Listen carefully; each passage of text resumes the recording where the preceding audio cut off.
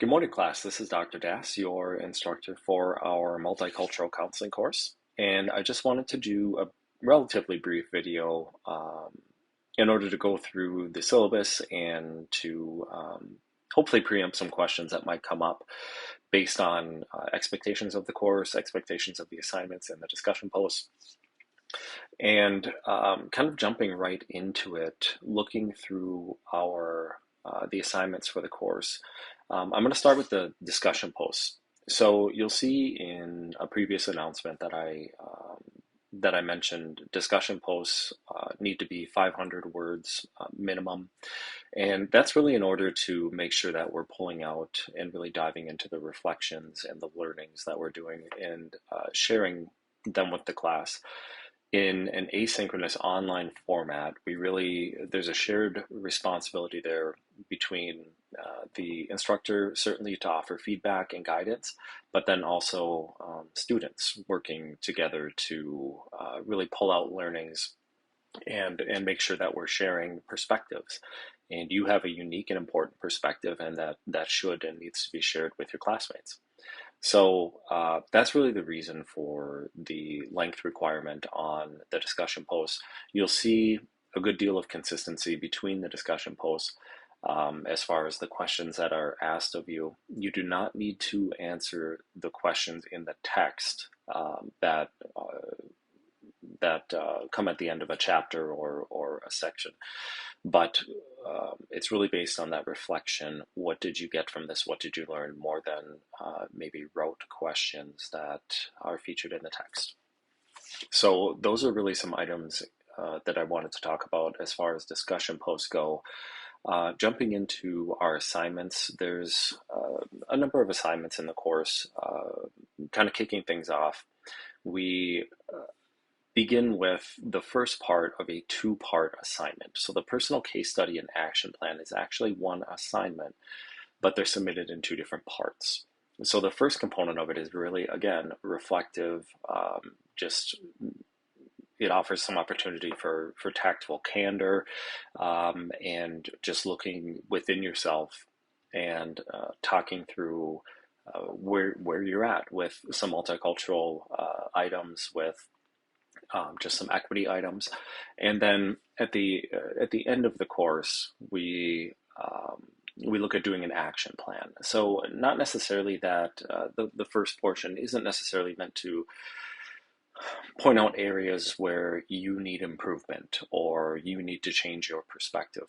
It's about facilitating awareness. And so the action plan, while it sounds like maybe at face value, it sounds like I really need to, get after this perspective, and it's outdated or it's wrong, or everyone gets to have their own perspective. However, what we're really trying to do here is make sure that our perspectives are informed, that they feature equity, that they feature compassion, care for individuals, because we have opportunities to help an awful lot of folks.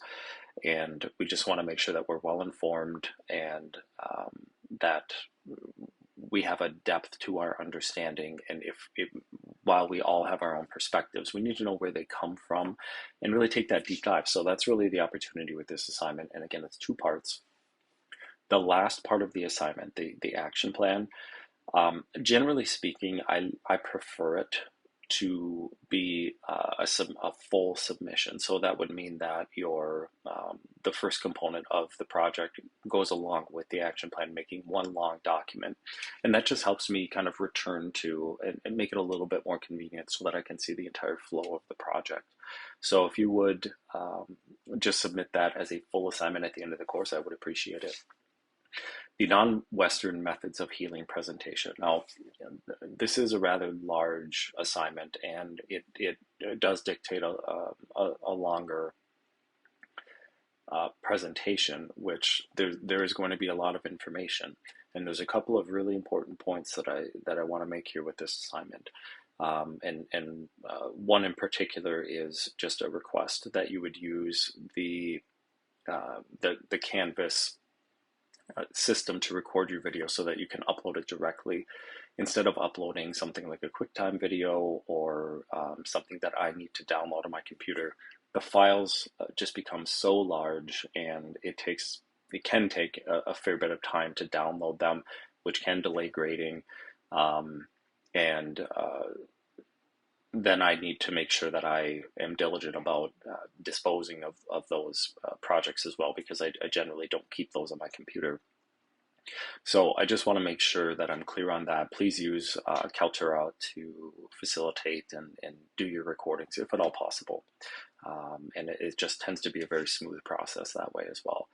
The second item, and this is very important that I want to mention, is it is okay for you to use other videos as references within your presentation. However, they should be brief. Now think about this as when you're writing a composition, we may paraphrase or use a direct quote, but we don't take paragraphs of literature that others have written. Even if it aligns with our perspective, it needs to be said in our own words. So what we do is we summarize those ideas and put them into our writings to help support and communicate our own perspectives, and really lend some credence and credibility to those perspectives because it's based on published literature. Now, videos are not held to the same standard as something like a peer-reviewed journal or a text that you might pull a citation out of. So be very diligent. First of all, be very diligent in the videos that you decide to include, if you decide to include a video to help support your presentation. And number two, please use clips of that video. What I do not want to see is anything beyond maybe 90 seconds. If it needs to be that protracted, 90 seconds is about all I want to see as far as using another video to prop up your perspective. And then it needs to be put in context. So use your own words. Why did you use that video? Why do you think that information is credible? And try to use more official sources, or maybe an organization, or if it's a TED Talk, for example, those are at least vetted to a certain level. But we want to make sure that we're using credible information. And the biggest thing is we're not letting someone else do our presentation for us. So I certainly don't want to see 5-minute, 10-minute videos embedded within your presentation. That is not the student delivering a presentation. That is almost like a co-presentation at that point, and that will really, really factor into things like grading. And you need to be the one doing the work, and certainly reference readings, the text, other journal articles that you may have. Certainly reference those, but we want to be really, really careful about using videos within that presentation space. Moving on to the book club. So this is something that cannot be done alone. This needs to be done, as the name suggests, with at least one, at most two other students. And you will need to meet 2 to 3 times, as stated in the syllabus. And what I'm looking for is a shared facilitation. So take turns facilitating. And I'm looking for your notes. You can take turns, certainly, then taking notes and then submitting them to me as well. So please review the syllabus for some other specifics of that assignment, but I do want to just emphasize that this is something you need to do as far as outreach goes, and make sure that you're teaming up with somebody on this. And it's not a bad idea to go over even some brief norms right off the bat, even if it's informal. This is what I'm responsible for. This is what you're responsible for. Those responsibilities are listed, generally speaking, within the expectations of the assignment in the syllabus, but there's also some looser expectations, meeting times, correspondence, getting back to one another in a timely manner. So those are items that I would address right off the bat. and make sure that you're choosing a good partner when it comes to the book club assignment. The personal family history research project. So there is a template that is available, and I do want you to use that template. What that does is, number one, it offers some clear guidance to you on how far back to go. It offers a nice clean template, and then you will fill in the gaps or support that graphic with the composition. So use the the figure. It will be a figure once it's in your composition, but I would like you to find a way to add that figure once you complete it, whether you need to upload it or whether you are able to use a resource like in an Adobe product or something to just type in on the lines of the chart, the family members, the ancestors. I would like you to try to find a way to upload that to your composition. And what that does is it just allows for putting everything in just one clean document. And the way that I recommend you do that is adding an appendix. So thinking about APA, which is something that I did touch on in the in an announcement, but I do want I'm not going to spend a lot of time talking about APA in the video, but coming back to the appendix in the composition, that's a really good place to put supporting documents when you're talking about them. You can insert it as a figure, and there are resources.